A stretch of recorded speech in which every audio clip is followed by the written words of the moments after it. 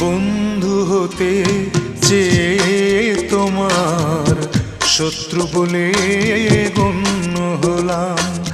বন্ধু হতে চেয়ে তোমার শত্রু বলে গণ্য হলাম।